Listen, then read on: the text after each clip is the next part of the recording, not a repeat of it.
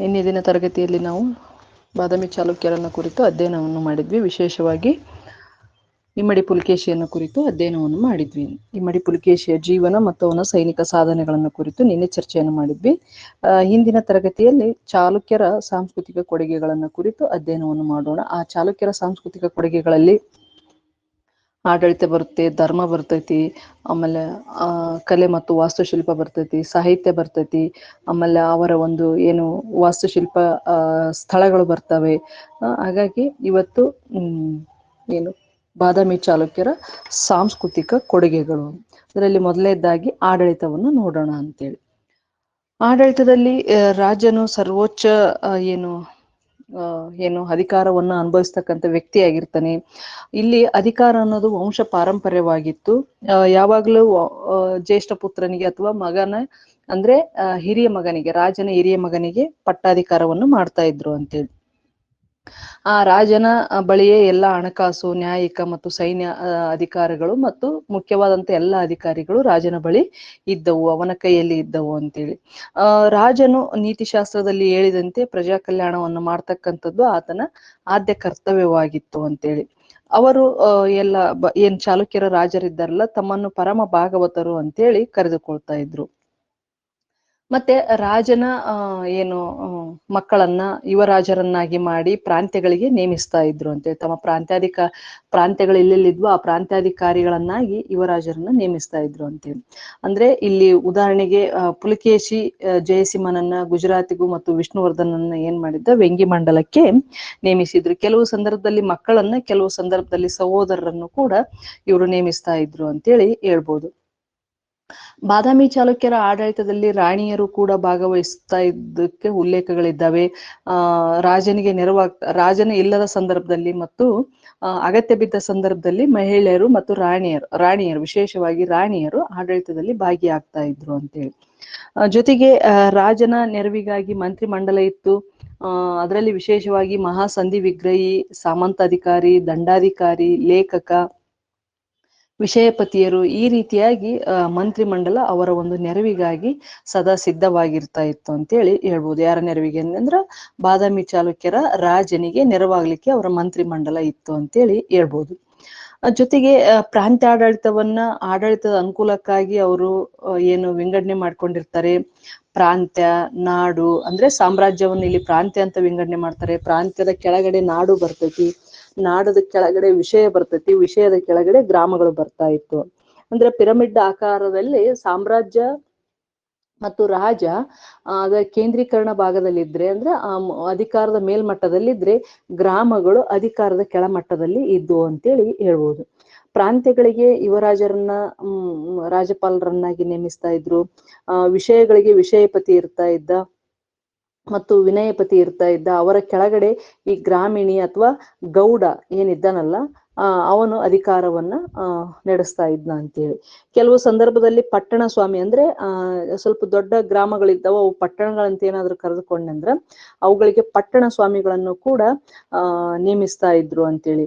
ವಿಶೇಷವಾಗಿ ಗ್ರಾಮ ಆಡಳಿತ ಗೌಡನಿಗೆ ಸೇರಿತ್ತು ಅಂತೇಳಿ. ಈ ಗೌಡ ಗ್ರಾಮದ ಮುಖ್ಯಸ್ಥನಾಗಿದ್ದ. ಅವನ ನೆರವಿಗೆ ಬೋಗಿಕ ಅಥವಾ ಕರ್ಣಿಕ ಇರ್ತಾ ಇದ್ರು ಅಂತೇಳಿ. ಬೋಗಿಕ ಅಥವಾ ಕರ್ಣಿಕ ಗೌಡನಿಗೆ ಅಂದ್ರೆ ಸಹಾಯವನ್ನು ಮಾಡ್ತಾ ಇದ್ರು. ಗೌಡ ಅದನ್ನೆಲ್ಲ ಗ್ರಾಮದ ಮುಖ್ಯಸ್ಥನಾಗಿದ್ದ ಅಂತೇಳಿ. ಮತ್ತೆ ಈ ರಾಜ ಏನು ನ್ಯಾಯಾಧಿಕಾರದ ಸರ್ವೋಚ್ಚ ಅಧಿಕಾರಿಯಾಗಿರ್ತಾನೆ. ನಿಷ್ಪಕ್ಷಪಾತವಾಗಿ ನ್ಯಾಯದಾನವನ್ನು ಮಾಡೋದು ಆತನ ಕರ್ತವ್ಯವಾಗಿತ್ತು ಅಂತೇಳಿ. ಜೊತೆಗೆ ಅವನಿಗೆ ನ್ಯಾಯಾಧ್ಯಕ್ಷ ಮತ್ತು ಧರ್ಮಕರ್ಣಿಕರು ಏನ್ ಮಾಡ್ತಾ ಇದ್ರು, ನ್ಯಾಯದಾನದಲ್ಲಿ ಅವನಿಗೆ ಸಹಾಯವನ್ನು ಮಾಡ್ತಾ ಇದ್ರು ಅಂತೇಳಿ. ಪ್ರಾಂತ್ಯಗಳಲ್ಲಿ ಮಾಂಡಲಿಕರು ಇರ್ತಾ ಇದ್ರು. ಜೊತೆಗೆ ಈ ಗ್ರಾಮಗಳಲ್ಲಿ ಗ್ರಾಮ ಸಭೆಗಳನ್ನ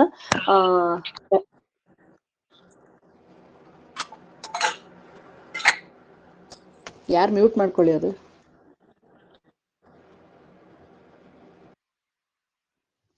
ಗ್ರಾಮದಲ್ಲಿ ಗ್ರಾಮ ಸಭೆಗಳನ್ನ ಏರ್ಪಡಿಸ್ತಾ ಇದ್ರು ಅಂತೇಳಿ ಹೇಳ್ಬೋದು. ಮತ್ತೆ ಈ ಮಹಾಜನರು ಏನಿದ್ರಲ್ಲ, ಅವರು ಅಗ್ರಹಾರಗಳನ್ನ ನಡೆಸ್ತಾ ಇದ್ರು. ಅಗ್ರಹಾರಗಳಲ್ಲಿ ಸಾಮಾನ್ಯವಾಗಿ ಸಮಾಜದ ಮೇಲ್ಸ್ತರದ ಜನರು ವಾಸ ಮಾಡ್ತಾ ಇದ್ರು ಅಂತೇಳಿ ಹೇಳ್ಬೋದು.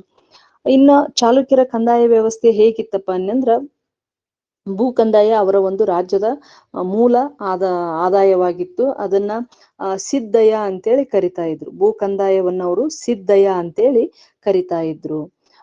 ಈ ಒಡ್ಡುರಾವಲ ಅಂದ್ರೆ ಒಡ್ಡುರಾವಲ ಅಂದ್ರ ಅರಸ ಕುಟುಂಬದ ಮೇಲಿನ ತೆರಿಗೆ, ಅಂದ್ರೆ ಅರಸರೇನಿದ್ರಲ್ಲ ಅವರ ಕುಟುಂಬಕ್ಕೂ ಕೂಡ ವಿಶೇಷವಾದಂತ ತೆರಿಗೆಯನ್ನ ಹಾಕ್ತಾ ಇದ್ರು ಅಂತೇಳಿ ಹೇಳ್ಬೋದು. ಆಮೇಲೆ ಹೆರ್ಜಂಕ ಅಂದ್ರ ಷೇರುಗಳ ಮೇಲೆ ಆಗ್ತಕ್ಕಂಥ ಸುಂಕ ಆಗಿತ್ತು ಹೆರ್ಜಂಕ. ಆಮೇಲೆ ಬೀರ್ಕೊಡೆ ಅನ್ನಂದ್ರ ವ್ಯಾಪಾರದ ಮೇಲೆ ಆಗ್ತಕ್ಕಂಥ ತೆರಿಗೆ ಆಗಿತ್ತು. ಪನ್ನಯ್ಯ ಅನ್ನಂದ್ರ ವೀಳ್ಯದೆಲೆ ಮೇಲೆ ಆಗ್ತಕ್ಕಂಥ ತೆರಿಗೆ ಆಗಿತ್ತು. ಇದರ ಜೊತೆಗೆ ಭೂ ಕಂದಾಯವು ಕೂಡ ಅವರ ಒಂದು ಮುಖ್ಯ ಆದಾಯ ಆಗಿತ್ತು ಅಂತೇಳಿ ಹೇಳ್ಬೋದು. ಇನ್ನ ಚಾಲುಕ್ಯರ ಸೈನ್ಯವನ್ನು ವಿಶೇಷವಾಗಿ ಕರ್ನಾಟಕ ಬಲ ಅಂತೇಳಿ ಕರಿತಾ ಇದ್ರು. ಈ ಕರ್ನಾಟಕ ಬಲದ ಮೇಲೆ ಸಾಕಷ್ಟು ಪ್ರಶ್ನೆಗಳು ಕೂಡ ಆಗಿದ್ದಾವೆ. ಚಾಲುಕ್ಯರ ಸೈನ್ಯವನ್ನು ಕರ್ನಾಟಕ ಬಲ ಅಂತೇಳಿ ಕರಿತಾ ಇದ್ರು. ಆ ಕರ್ನಾಟಕ ಬಲದಲ್ಲಿ ಕಾಲುಪಡೆ, ಅಶ್ವಪಡೆ, ಗಜಪಡೆ, ರಥಪಡೆ, ಒಂಟೆಪಡೆ ಮತ್ತು ಚದುರಂಗ ಬಲಗಳಿಂದ ಆ ಒಂದು ಕರ್ನಾಟಕ ಬಲ ಕೂಡಿತ್ತು ಅಂತೇಳಿ. ಈ ಕರ್ನಾಟಕ ಬಲದ ಮುಖ್ಯಸ್ಥನನ್ನು ಅಥವಾ ಸೇನೆಯ ಮುಖ್ಯಸ್ಥನನ್ನ ದಂಡನಾಯಕ ಅಂತೇಳಿ ಕರಿತಾ ಇದ್ರು, ಅಥವಾ ದಂಡನಾಯಕ ಅದರ ಮುಖ್ಯಸ್ಥನಾಗಿದ್ದ ಅಂತ. ಅವರ ಸೈನ್ಯವು ಶಿಸ್ತು ಮತ್ತು ದಕ್ಷತೆಗೆ ಹೆಸರಾಗಿತ್ತು. ಸುಭದ್ರವಾದ ಆಡಳಿತವನ್ನು ನಡೆಸಲು ಮತ್ತು ಸಾಮ್ರಾಜ್ಯವನ್ನು ಕಟ್ಟಲಿಕ್ಕೆ ಆ ಸೈನ್ಯ ಸದಾ ಸಿದ್ಧವಾಗಿರ್ತಾ ಇತ್ತು ಮತ್ತು ಬೆಂಬಲವಾಗಿ ನಿಂತಿತ್ತು ಅಂತೇಳಿ ಹೇಳ್ಬಹುದು. ಇಲ್ಲಿ ವಿಶೇಷವಾಗಿ ಏನಪ್ಪಾ ಅಂದ್ರೆ ಕರ್ನಾಟಕದಲ್ಲಿ ಮೊಟ್ಟ ಮೊದಲೇ ಬಾರಿಗೆ ನೌಕಾಪಡೆಯನ್ನ ಕಟ್ಟಿದಂತ ಕೀರ್ತಿ ಬಾದಾಮಿ ಚಾಲುಕ್ಯರಿಗೆ ಸಲ್ಲುತ್ತೆ ಅಂತೇಳಿ. ಬಾದಾಮಿ ಚಾಲುಕ್ಯರಲ್ಲಿ ನೌಕಾಪಡೆ ಇತ್ತು ಅಂತೇಳಿ. ಮತ್ತು ಅವರ ಒಂದು ಸೈನ್ಯವನ್ನು ಕರ್ನಾಟಕ ಬಲ ಅಂತೇಳಿ ಕರಿತಾ ಇದ್ರು ಅಂತ. ಅದ್ರ ಜೊತೆಗೆ ಬಾದಾಮಿ ಚಾಲುಕ್ಯರ ಸಾಮಾಜಿಕ ಮತ್ತು ಆರ್ಥಿಕ ಸ್ಥಿತಿಗತಿಯನ್ನು ನೋಡೋದಾದ್ರೆ ವರ್ಣಾಶ್ರಮ ಪದ್ಧತಿ ಇವರ ಒಂದು ಸಾಮ್ರಾಜ್ಯದಲ್ಲಿ ಹೇರಳವಾಗಿತ್ತು, ಮುಂದುವರೆದಿತ್ತು. ಇಲ್ಲಿ ಕೂಡ ಇವ್ರು ಯಾಕಂದ್ರೆ ವೈಷ್ಣವ ಧರ್ಮವನ್ನ ರಾಜಧರ್ಮ ಅಂತೇಳಿ ಸ್ವೀಕರಿಸಿದ್ರು. ವೇದಾಧ್ಯಯನ, ಯಜ್ಞ ಯಾಗಾದಿಗಳನ್ನ ಆಚರಿಸ್ತಕ್ಕಂಥ ಬ್ರಾಹ್ಮಣರಿಗೆ ಸಮಾಜದಲ್ಲಿ ಉನ್ನತ ಸ್ಥಾನ ಇತ್ತು ಅಂತೇಳಿ. ಜೊತೆಗೆ ಸತಿ ಪದ್ಧತಿ ಅಷ್ಟೊಂದೇನು ಜನಪ್ರಿಯ ಆಗಿರ್ಲಿಲ್ಲ ಚಾಲುಕ್ಯರ ಸಾಮ್ರಾಜ್ಯದಲ್ಲಿ. ಇತ್ತು, ಆದ್ರೆ ಜನಪ್ರಿಯ ಆಗಿರ್ಲಿಲ್ಲ ಅಂತ. ಜಾತಿ ಪದ್ಧತಿ ರೂಢಿಯಲ್ಲಿತ್ತು. ಆಮೇಲೆ ವೃತ್ತಿಪರವಾಗಿ ಅನೇಕ ಜಾತಿಗಳು ಅಸ್ತಿತ್ವದಲ್ಲಿದ್ವು. ಆಮೇಲೆ ಏಕಪತ್ನಿತ್ವ ಜನಪ್ರಿಯವಾಗಿತ್ತು ಅಂತ. ಚಾಲುಕ್ಯರ ಕಾಲದಲ್ಲಿ ಏಕಪತ್ನಿತ್ವ ಅಂದ್ರೆ ಒಬ್ಬಾಳೆ ಸ್ತ್ರೀಯನ್ನ ಮದುವೆ ಮಾಡ್ತಕ್ಕಂಥ ಪದ್ಧತಿ ಇಲ್ಲಿ ಹೇರಳವಾಗಿತ್ತು ಮತ್ತು ಜನಪ್ರಿಯವಾಗಿತ್ತು ಅಂತ. ಮತ್ತೆ ಚಾಲುಕ್ಯರ ಒಂದು ಸಾಮ್ರಾಜ್ಯದ ಕಾಲದಲ್ಲಿ ಅವರ ಸಮಾಜದಲ್ಲಿ ಮಹಿಳೆಗೆ ಉನ್ನತವಾದಂತ ಸ್ಥಾನಮಾನಗಳನ್ನ ಕೊಟ್ಟಿದ್ದರು ಅಂತೇಳಿ ಹೇಳ್ಬೋದು. ಈ ರಾಣಿಯರು ಮತ್ತು ಮಹಿಳೆಯರು ಕಲೆ, ಸಂಗೀತ, ನೃತ್ಯ, ನಾಟಕ ಮತ್ತು ಆಡಳಿತ ಕಾರ್ಯಗಳಲ್ಲಿ, ಆಮೇಲೆ ಧಾರ್ಮಿಕ ಸಮಾರಂಭಗಳಲ್ಲಿ ಇತ್ಯಾದಿ ಮತ್ತು ಇನ್ನಿತರ ಸಾಮಾಜಿಕ ಚಟುವಟಿಕೆಗಳಲ್ಲಿ ಆಗಿನ ಕಾಲದ ಮಹಿಳೆಯರು ತೊಡಗಿಕೊಂಡಿದ್ರು ಅಂತೇಳಿ ಹೇಳ್ಬೋದು. ಇಲ್ಲಿ ಉದಾಹರಣೆಗೆ ಚಂದ್ರಾದಿತ್ಯನ ರಾಣಿ ವಿಜ್ಜಿಕೆ ಇದ್ದಳಲ್ಲ, ಆಕೆ ವಿಜ್ಜಿಕೆ ಪ್ರಸಿದ್ಧ ಕವಯತ್ರಿಯಾಗಿದ್ಲು. ಕೌಮುದಿ ಮಹೋತ್ಸವ ಅಂತಕ್ಕಂಥ ಕೃತಿಯನ್ನ ಬರೆದಿದ್ದಾಳೆ ಅಂತೇಳಿ. ಮತ್ತೆ ವಿನಯಾದಿತ್ಯನ ಮಗಳಾದಂತ ಕುಂಕುಮ ಮಹಾದೇವಿ ಜೈನ ಬಸದಿಯೊಂದನ್ನ ನಿರ್ಮಿಸಿಕೊಟ್ಟಿದ್ದಾಳೆ ಅಂತೇಳಿ. ಅದರ ಜೊತೆಗೆ ವಿಕ್ರಮಾದಿತ್ಯನ ರಾಣಿಯರಾದ ಲೋಕಮಾದೇವಿ ಮತ್ತು ತ್ರೈಲೋಕ್ಯ ದೇವಿಯರು ವಾಸ್ತುಶಿಲ್ಪದಲ್ಲಿ ಪರಿಣಿತರಾಗಿದ್ರು ಅಂತೇಳಿ ಹೇಳ್ಬೋದು. ಅವರು ಸಾಕಷ್ಟು ಧಾರ್ಮಿಕ ದತ್ತಿ ದಾನಗಳನ್ನು ಮಾಡ್ತಾ ಇದ್ರು, ದೇವಾಲಯಗಳನ್ನ ಕಟ್ಟಿಸ್ತಾ ಇದ್ರು ಅಂತೇಳಿ ಹೇಳ್ಬೋದು. ಮತ್ತೆ ಇವರ ಸಾಮ್ರಾಜ್ಯದಲ್ಲಿ ಗಣಿಕೆಯರಿದ್ರು. ಅವರು ನೃತ್ಯ, ಸಂಗೀತ ಮತ್ತು ನಾಟಕಗಳಲ್ಲಿ ಪ್ರವೀಣರಾಗಿದ್ರು ಅಂತ. ಗಣಿಕೆಯರು ಅನ್ನಂದ್ರ ನಾವು ಒಂದು ವರ್ಗಕ್ಕೆ ಸೀಮಿತವಾದಂತ ಸೂಳೆಗಾರಿಕೆ ಅಂತ ಕರಿತೀವಲ್ಲ, ಅವರಿಗೆ ಗಣಿಕೆಯರು ಕೂಡ ಅಲ್ಲಿದ್ರು ಅಂತೇಳಿ. ಮತ್ತೆ ಹುಯ್ಯನ್ ಸಾಂಗ್ ಸಿಯುಕಿ ಗ್ರಂಥ ಏನ್ ಉಲ್ಲೇಖ ಮಾಡುತ್ತಪ್ಪ ಅನ್ನಂದ್ರ ಚಾಲುಕ್ಯ ಸಾಮ್ರಾಜ್ಯದ ಜನರು ನೀತಿನಿಷ್ಠರು, ಸತ್ಯಸಂಧರು, ಉಪಕಾರಿಗಳು, ಅನ್ಯಾಯ ದ್ವೇಷಿಗಳು ಅಂತೇಳಿ ಆ ಸಾಮ್ರಾಜ್ಯದ ಪ್ರಜೆಗಳನ್ನ ಮತ್ತು ಜನರನ್ನ ಮತ್ತು ಅವರ ಗುಣಗಳನ್ನ ಹಾಡಿ ಹೊಗಳಿದ್ದಾನೆ ಅಂತೇಳಿ ಹೇಳ್ಬೋದು. ಅಂದ್ರೆ ಬಾದಾಮಿ ಚಾಲುಕ್ಯರ ಕಾಲದ ಜನರು ಸದ್ಗುಣಿಗಳಾಗಿದ್ರು ಅನ್ನೋದು ಹುಯ್ಯನಸಾಂಗ್ನ ಅಭಿಪ್ರಾಯ ಆಗಿತ್ತು ಅಂತೇಳಿ. ಅದ್ರ ಜೊತೆಗೆ ಕನ್ನಡಿಗರ ಸದ್ಗುಣವನ್ನು ವರ್ಣಿಸ್ತಕ್ಕಂತ ಈ ಬಾದಾಮಿ ಶಾಸನ ಐತಲ್ಲ, ಸಾಧುಂಗೆ ಸಾಧು, ಮಾಧುರ್ಯಂಗೆ ಮಾಧುರ್ಯ, ಬಂದಿಪ್ಪ ಕಲಿಗೆ ಕಲಿಯುಗ ವಿಪರೀತನ್, ಅಂದರೆ ಒಳ್ಳೆಯವರಿಗೆ ಒಳ್ಳೆಯವನು, ಮಧುರ ಗುಣವುಳ್ಳವರಿಗೆ ಮಧುರವಾಗಿ ವರ್ತಿಸುವವನು, ತೊಂದರೆ ಮಾಡುವ ದುಷ್ಟನಿಗೆ ದುಷ್ಟರಂತೆ ಕಾಣುವವನು, ಈತನು ಅಸಾಮಾನ್ಯವಾದ ಮಾಧವನೇ ಆಗಿರುವನಂತೇಳಿ ಆ ಒಂದು ಬಾದಾಮಿ ಶಾಸನ, ಕಪ್ಪೆ ಆರ್ಯಭಟ್ಟನ ಶಾಸನ ಅಂದಿನ ಕಾಲದ ಜನರನ್ನ ಮತ್ತು ಅವರ ಗುಣ ಸ್ವಭಾವಗಳನ್ನ ತಿಳಿಸ್ತೈತಿ ಅಂತೇಳಿ ಹೇಳ್ಬೋದು. ಅಂದ್ರೆ ಒಳ್ಳೆಯವರಿಗೆ ಅರಸ ಒಳ್ಳೆಯವನೇ ಆಗಿರ್ತಾನೆ, ದುಷ್ಟರಿಗೆ ಮಾತ್ರ ಆತ ವಿಪರೀತವಾಗಿ ಕಾಡ್ತಾನೆ ಅನ್ನೋದು ಈ ಒಂದು ಶಾಸನದ ಅರ್ಥ ಅಂತೇಳಿ ಹೇಳ್ಬೋದು. ಮತ್ತೆ ಇಂದಿನ ಕಾಲದ ಇವರ ಒಂದು ಆರ್ಥಿಕ ಸ್ಥಿತಿಗತಿ ಬಗ್ಗೆ ನೋಡೋದಾದ್ರೆ, ಕೃಷಿಯವರ ಪ್ರಧಾನ ಒಂದು ಕಸುಬಾಗಿರ್ತೈತಿ. ಮತ್ತೆ ಆ ಸಮಾಜದಲ್ಲಿ ಅನೇಕ ಕಸಬುದಾರರು, ವೃತ್ತಿ ಪರರು ಇರ್ತಾರೆ ಅಂತೇಳಿ ಹೇಳ್ಬೋದು. ಕೃಷಿಕರು, ಚಮ್ಮಾರರು, ಬಡಿಗರು, ಲೋಹದ ಕೆಲಸವನ್ನು ಮಾಡ್ತಕ್ಕಂಥವ್ರು, ಕುಂಬಾರರು, ನೇಕಾರರು, ಆಮೇಲೆ ಗಾಣಿಗರು, ಈ ರೀತಿಯಾಗಿ ಬೇರೆ ಬೇರೆ ಸಮುದಾಯದ ಜನರು ಆ ಒಂದು ಸಮಾಜದಲ್ಲಿ ಇದ್ರು. ಕೃಷಿ ಪ್ರಧಾನವಾಗಿತ್ತು. ಅದ್ರ ಜೊತೆಗೆ ಇನ್ನಿತರ ವೃತ್ತಿಗಳು ಕೂಡ ಸಾಮ್ರಾಜ್ಯದಲ್ಲಿ ಅಭಿವೃದ್ಧಿಯನ್ನ ಕಂಡಿದ್ವು ಅಂತೇಳಿ. ಈ ವೃತ್ತಿ ಸಂಘದ ಎಲ್ಲಾ ಜನರು ಏನ್ ಮಾಡಿದ್ರಪ್ಪ ಅಂತಂದ್ರ ತಮ್ಮದೇ ಆದಂತ ಶ್ರೇಣಿಗಳನ್ನ ರಚಿಸಿಕೊಂಡಿದ್ರು ಅಂತೇಳಿ. ಈ ಶ್ರೇಣಿಗಳು ವೃತ್ತಿ ಸಂಘಗಳಾಗಿದ್ವು ಅಂತೇಳಿ. ಹಿಂದಕ್ಕೆಲ್ಲ ನಾವು ನೋಡಿದ್ವಿ, ಗುಪ್ತರ ಕಾಲದ್ದು ನೋಡಿದ್ವಿ, ಶಾತವಾಹನರ ಕಾಲದ್ದು ನೋಡಿದ್ವಿ. ಶ್ರೇಣಿಗಳು ಬಹಳಷ್ಟು ಕಾರ್ಯವನ್ನು ಮಾಡ್ತಾ ಇದ್ವು. ಬಡ್ಡಿಗೆ ಸಾಲವನ್ನು ನೀಡ್ತಕ್ಕಂಥದ್ದು, ರೈತರಿಗೆ ಉಪಕಾರ ಆಗ್ಲಿ ಅಂತೇಳಿ ಇನ್ನಿತರ ಒಂದು ಸೇವೆಗಳನ್ನು ನೀಡ್ತಕ್ಕಂಥ ಸಂಘಗಳಾಗಿದ್ವು ಅಂತೇಳಿ ಹೇಳ್ಬೋದು. ಜೊತೆಗೆ ಇಲ್ಲಿ ಒಂದು ವೃತ್ತಿಪರ ಸಂಘವನ್ನು ನೋಡೋದಾದ್ರೆ, ಉದಾಹರಣೆಗೆ ಹೈವಳೆಯಲ್ಲಿ 500 ಮಂದಿಯ ವೃತ್ತಿಪರ ಸಂಘ ಒಂದು ಇತ್ತು ಅಂತೇಳಿ. ಅದನ್ನು ಹಯ್ಯಾವಳೆ 500 ವಾರ್ ಅಂತೇಳಿ ಕರಿತಾ ಇದ್ರು. ಯಾಕಂದ್ರೆ ಈ ಒಂದು ಸಂಘದಲ್ಲಿ 500 ಜನ ಸದಸ್ಯರಿದ್ರು ಅಂತೇಳಿ ಹೇಳ್ಬೋದು. ಜೊತೆಗೆ ಇವರೆಲ್ಲ ಆಫ್ರಿಕಾ, ಚೀನಾದ ಜೊತೆಗೆ ವಾಣಿಜ್ಯ ಸಂಬಂಧವನ್ನು ಹೊಂದಿರ್ತಾರೆ. ಮತ್ತ ಅಂತರ್ದೇಶಿ ವ್ಯಾಪಾರದಲ್ಲಿ ಕೂಡ ತೊಡಗಿಕೊಂಡಿರ್ತಾರೆ. ಜೊತೆಗೆ ಇವರ ವ್ಯಾಪಾರ ವಹಿವಾಟಿನಲ್ಲಿ ವಸ್ತು ವಿನಿಮಯಕ್ಕೆ ಸಾಕಷ್ಟು ಅವಕಾಶವನ್ನ ಇವರು ಕೊಟ್ಟಿದ್ರು ಅಂತೇಳಿ ಹೇಳ್ಬೋದು. ವಸ್ತು ವಿನಿಮಯ ಅಂದ್ರೆ ನಾನೊಂದು ವಸ್ತು ಕೊಟ್ಟರೆ ಅವರಿಂದ ಮತ್ತೊಂದು ವಸ್ತು ಪಡಿತಕ್ಕಂಥದ್ದು, ಅವಶ್ಯಕವಾಗಿರ್ತಕ್ಕಂಥ ವಸ್ತುಗಳು ಅಥವಾ ಅಗತ್ಯವಾಗಿರ್ತಕ್ಕಂಥ ವಸ್ತುಗಳನ್ನ ವಿನಿಮಯ ಮಾಡಿಕೊಳ್ತಕ್ಕಂಥ ಒಂದು ಪದ್ಧತಿ ಚಾಲುಕ್ಯರ ಕಾಲದಲ್ಲಿ ಇತ್ತು ಅಂತೇಳಿ. ಜೊತೆಗೆ ಇವರ ಒಂದು ಇವ್ರದ್ದು ನೌಕಾಪಡೆ ಕೂಡ ಇತ್ತು. ಆಮೇಲೆ ವಾಣಿಜ್ಯ ವಹಿವಾಟು ಸಾಗರೋತ್ತರವಾಗಿ ಕೂಡ ನಡೀತಾ ಇತ್ತು. ಮಂಗಳೂರು, ಗೋವಾ, ಮಲ್ಪೆ, ಠಾಣ, ಸೋಪಾರ್ ಮತ್ತು ಕಲ್ಯಾಣಗಳು ಅವರ ಕಾಲದ ಪ್ರಸಿದ್ಧ ರೇವು ಪಟ್ಟಣಗಳು ಅಥವಾ ಬಂದರುಗಳು ಆಗಿದ್ದವು ಅಂತೇಳಿ ಹೇಳ್ಬೋದು. ಮತ್ತೆ ಇವರ ವ್ಯಾಪಾರ ವಹಿವಾಟಿನಲ್ಲಿ ಈ ಧಾನ್ಯಗಳನ್ನ ಅಳಿತಕ್ಕಂತ ಮಾಪಕಗಳು ಕೂಡ ಇದ್ವು. ಈ ಮಾಪನಗಳನ್ನ ಮಣ ಅಂತೇಳಿ ಕರಿತಾ ಇದ್ರು. ಮಣ ಅನ್ನಂದ್ರ 11.2 ಕಿಲೋಗ್ರಾಮ್ ಅಂತೇಳಿ. ಜೊತೆಗೆ ಸೇರು ಅಂತ ಇತ್ತು. ಈ ಸೇರು ಅನ್ನೋದು 17.28 ಕಿಲೋಗ್ರಾಮ್ ತೂಕವನ್ನು ತೂಗ್ತಾ ಇತ್ತು ಅಂತೇಳಿ. ವಿಸ ಇತ್ತು. ವಿಸ ಅಂದ್ರೆ 3 ಸೇರುಗಳು ಸೇರಿ ಒಂದು ವಿಸ ಆಗ್ತಾ ಇತ್ತು.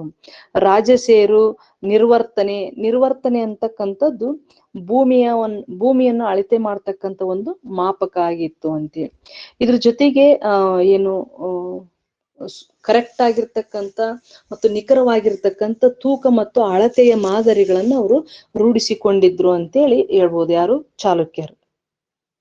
ಅದ್ರ ಜೊತೆಗೆ ವರಾಹ, ಗದ್ಯಾಣ ಮುಂತಾದ ನಾಣ್ಯಗಳು ಕೂಡ ಅವರು ಬಳಕೆಯಲ್ಲಿದ್ದು ಮತ್ತು ಅವನ್ನ ಟಂಕಿಸಿದ್ರು ಅಂತೇಳಿ ಹೇಳ್ಬೋದು. ಎಷ್ಟು ಅವರ ಒಂದು ಸಾಮಾಜಿಕ ಮತ್ತು ಆರ್ಥಿಕ ಸ್ಥಿತಿಗತಿಯಾಗಿತ್ತು ಅಂತೇಳಿ ಹೇಳ್ಬೋದು, ಅವರ ಆಡಳಿತ ಮತ್ತು ಪ್ರಾಂತ ಆಡಳಿತ. ಇನ್ನ ಅವರ ಒಂದು ಧರ್ಮವನ್ನು ನೋಡಿದತ್ನಾಗ ಚಾಲುಕ್ಯರು ಎಲ್ಲಾ ಧರ್ಮಕ್ಕೂ ಕೂಡ ಸಮಾನ ಅವಕಾಶವನ್ನು ಕೊಟ್ಟಿದ್ರು. ಅವರ ಕಾಲದಲ್ಲಿ ವೈಷ್ಣವ, ಶೈವ, ಜೈನ, ಬೌದ್ಧ ಧರ್ಮಗಳು ವಿಫಲವಾಗಿ ಬೆಳೆದು ಅಂತೇಳಿ ಹೇಳ್ಬೋದು. ವಿಶೇಷವಾಗಿ ನಾವು ಬಾದಾಮಿ ಗುಹೆಗಳಲ್ಲಿ ಜೈನ, ಬೌದ್ಧ ಮತ್ತು ವೈಷ್ಣವ, ಶೈವ ಗುಹೆಗಳನ್ನ ನಾವು ನೋಡ್ತೀವಲ್ಲ, ಅದೇ ರೀತಿಯಾಗಿ ಅವರು ಎಲ್ಲಾ ರೀತಿಯ ಧರ್ಮಗಳ ಮಹಾಪೋಷಕರಾಗಿದ್ರು ಅಂತೇಳಿ ಹೇಳ್ಬೋದು. ಆದ್ರೆ ತಮ್ಮ ರಾಜ ಧರ್ಮವನ್ನಾಗಿ ಅವರು ವೈದಿಕ ಮತವನ್ನ ಅವಲಂಬಿಸಿದ್ರು ಅಥವಾ ವೈದಿಕ ಮತಾವಲಂಬಿಗಳಾಗಿದ್ರು ಚಾಲುಕ್ಯರು ಅಂತೇಳಿ. ಜೊತೆಗೆ ವಿಷ್ಣುವನನ್ನ ಆರಾಧನೆ ಮಾಡ್ತಾ ಇದ್ರು. ಮತ್ತು ವೈದಿಕ ಸಂಪ್ರದಾಯದಂತೆ ಸಾಮ್ರಾಜ್ಯದಲ್ಲಿ ಯಜ್ಞ ಯಾಗಾದಿಗಳನ್ನ ಮಾಡ್ತಾ ಇದ್ರು, ಬಲಿಗಳನ್ನ ನೀಡ್ತಾ ಇದ್ರು. ಅದ್ರ ಜೊತೆಗೆ ವರಾಹ, ನರಸಿಂಹ, ಕಾರ್ತಿಕೇಯ, ಗಣೇಶ, ಸಪ್ತಮಾತೃಕೆ, ಲಕ್ಷ್ಮೀ ದೇವರುಗಳನ್ನ ಪೂಜಿಸ್ತಾ ಇದ್ರು.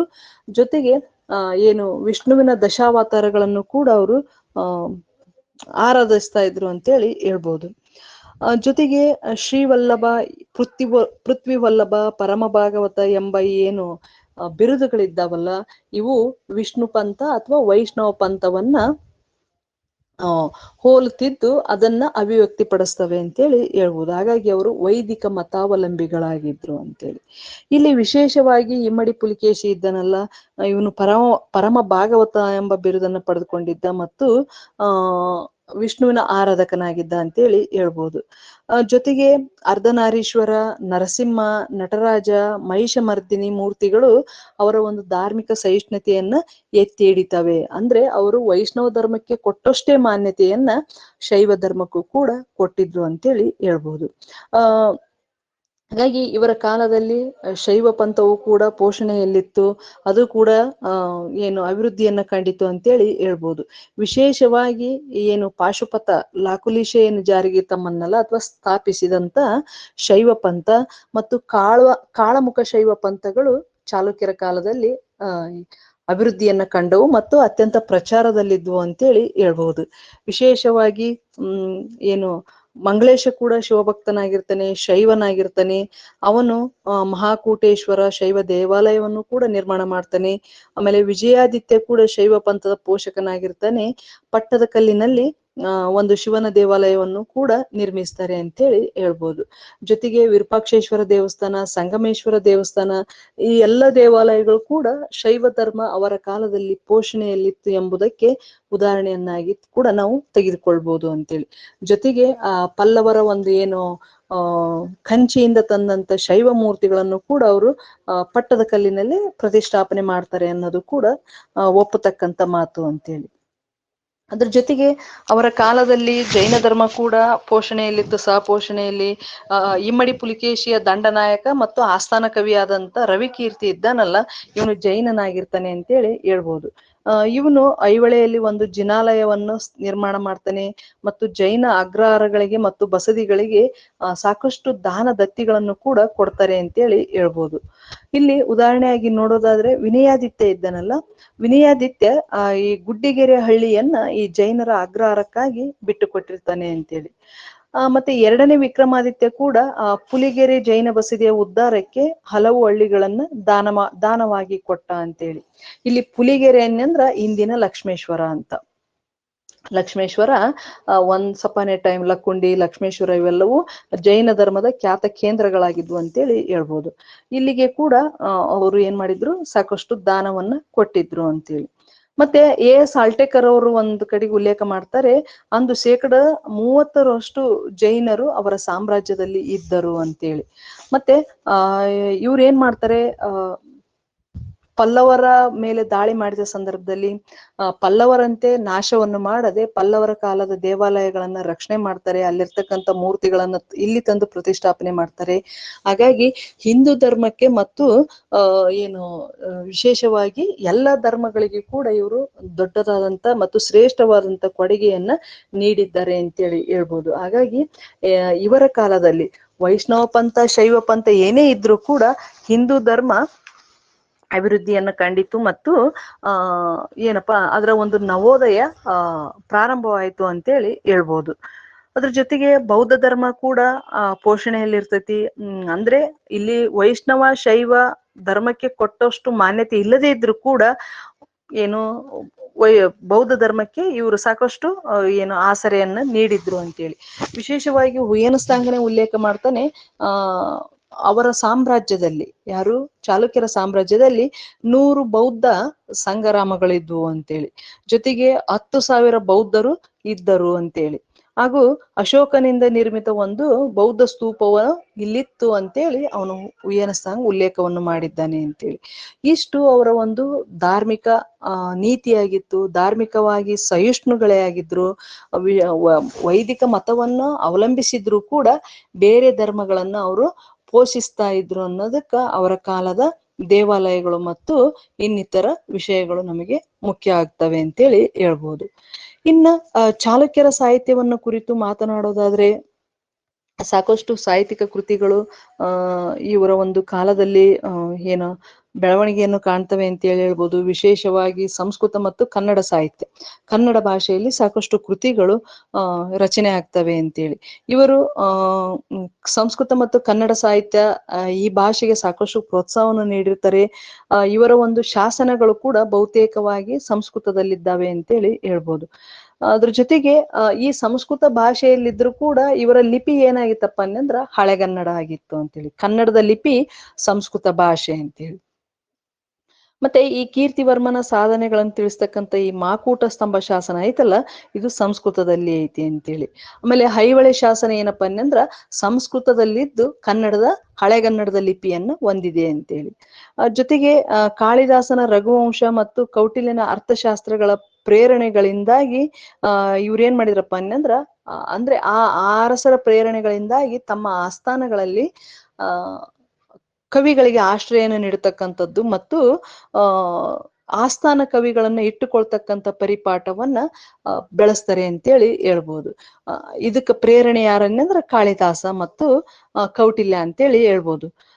ಯಾಕಂದ್ರೆ ಕೌಟಿಲ್ಯ ರಾಜನೀತಿ ತಜ್ಞನೂ ಆಗಿದ್ದ ಮತ್ತು ಸಾಹಿತಿ ಕೂಡ ಆಗಿದ್ದ. ಕಾಳಿದಾಸ ಕೂಡ ಶ್ರೇಷ್ಠ ನಾಟಕಕಾರ ಆಗಿದ್ದ ಅಂತೇಳಿ.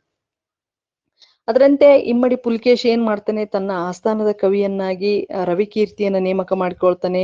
ಈ ರವಿಕೀರ್ತಿ ಏನಪ್ಪಾ ಅನ್ನಂದ್ರ ಜೈನನಾಗಿದ್ದು ಪ್ರಸಿದ್ಧವಾದಂತ ಐಹೊಳೆ ಶಾಸನವನ್ನ ಸಂಸ್ಕೃತದಲ್ಲಿ ರಚಿಸಿದ್ದಾನೆ ಅಂತೇಳಿ. ಮತ್ತೆ ರವಿಕೀರ್ತಿ ಏನ್ ಮಾಡಿದ್ದಾನಂದ್ರ ತನ್ನನ್ನು ಕಾಳಿದಾಸ ಮತ್ತು ಭಾರವಿ ಕವಿಗಳಿಗೆ ಹೋಲಿಸಿಕೊಂಡಿದ್ದಾನೆ ಅಂತೇಳಿ. ಅದ್ರ ಜೊತೆಗೆ ಹಿಮ್ಮಡಿ ಪುಲಿಕೇಶಿಯ ಸೊಸೆ ಏನಿದ್ದಾಳಲ್ಲ, ಆಕಿ ಕಾವ್ಯ ದರ್ಶನದ ವಿಶಾರದೆ ಅಂತೇಳಿ ಒಂದು ಕೃತಿಯನ್ನ ಬರೀತಾಳೆ. ಅದ್ರ ಜೊತೆಗೆ ವಿಜಯ ಭಟ್ಟಾರಿಕೆ ಅಥವಾ ವಿಜ್ಜಿಕೆ, ಈಕಿಗೆ ಎರಡು ಹೆಸರು, ವಿಜಯ ಭಟ್ಟಾರಿಕೆ ಅಥವಾ ವಿಜ್ಜಿಕೆ ಇದ್ದಾಳಲ್ಲ, ಕೌಮುದಿ ಮಹೋತ್ಸವ ಎಂಬ ಸಂಸ್ಕೃತ ನಾಟಕವನ್ನು ಕೂಡ ಬರಿತಾಳೆ ಅಂತೇಳಿ. ಅದ್ರ ಜೊತೆಗೆ ಶಿವಭಟ್ಟಾರಕ ಇದ್ದಾನಲ್ಲ, ಹರ ಪಾರ್ವತಿ ಎಂಬ ನಾಟಕವನ್ನು ರಚನೆ ಮಾಡ್ತಾನೆ ಅಂತೇಳಿ.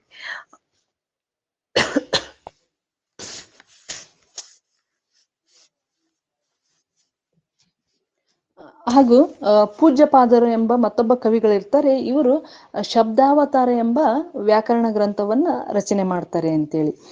ಜೊತೆಗೆ ಕರ್ನಾಟಕೇಶ್ವರ ಕಥಾ ಅಂತಕ್ಕಂಥ ಒಂದು ಕೃತಿ ಇದೆ. ಇದು